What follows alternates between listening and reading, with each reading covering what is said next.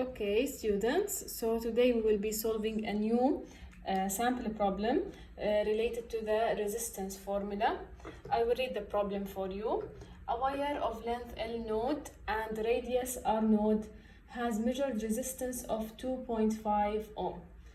The wire is drawn under tensile stress to a new radius, R equals 0.45 R node.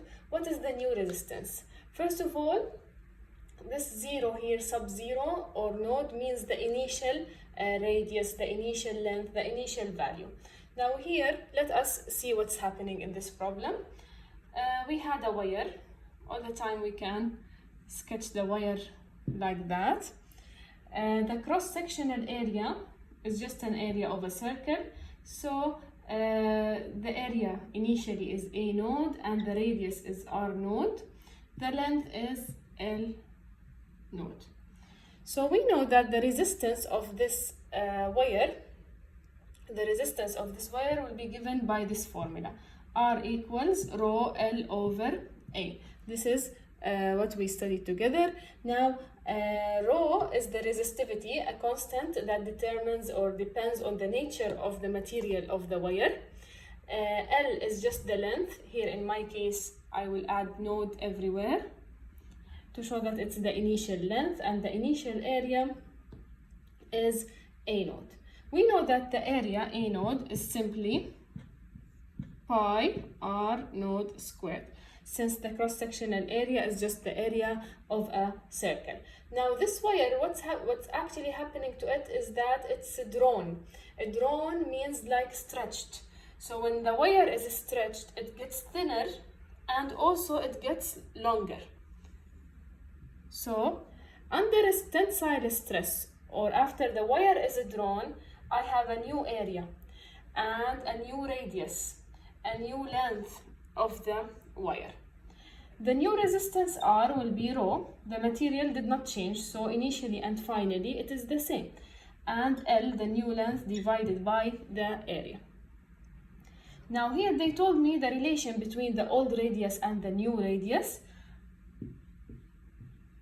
Here pi R squared, and R is just 0.45 R node squared.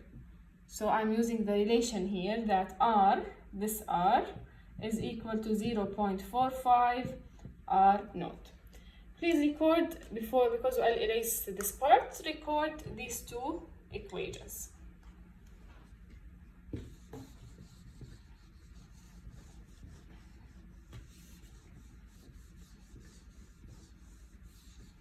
So I have R node initially is equal to rho L node over pi R node squared, and this was just 2.5 as given by the problem, 2.5 ohm. While R is the unknown here in the problem. It's rho L over pi. Instead of R node, I'll be replacing the new radius, 0.45 squared R node squared. And this is my unknown. Now, something very important here, you can see that the different variable here is L node and L. We need to find a relation between L node and L. Yes, the wire is stretched to a new length, but the volume before must be equal to the volume after. It's the same wire, so it should be having the same volume. Volume of any wire or a cylinder, the wire, if magnified, it will can be described as a cylinder. Volume of a cylinder is equal to the area of the base multiplied by the height or the length of the cylinder. So I'll be using this formula as if we are borrowing this formula from math. So volume before is the area before A node multiplied by the length before. Again, this is the formula of the volume of any cylinder. Volume after is just AL.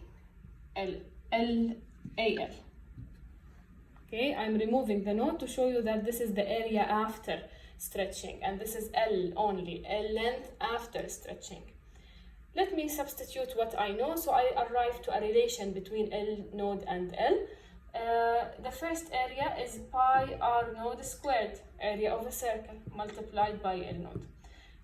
the new area is pi, and the radius now is 0.45 r naught squared. This is pi r squared, the new area, multiplied by L. I can do here some simplifications on both sides.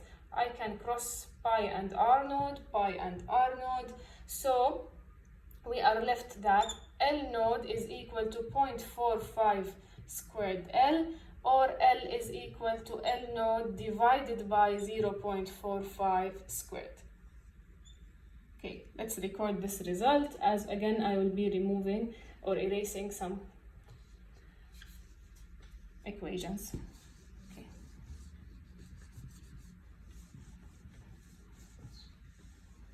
So L, the new length, is equal to L naught divided by 0.45 squared.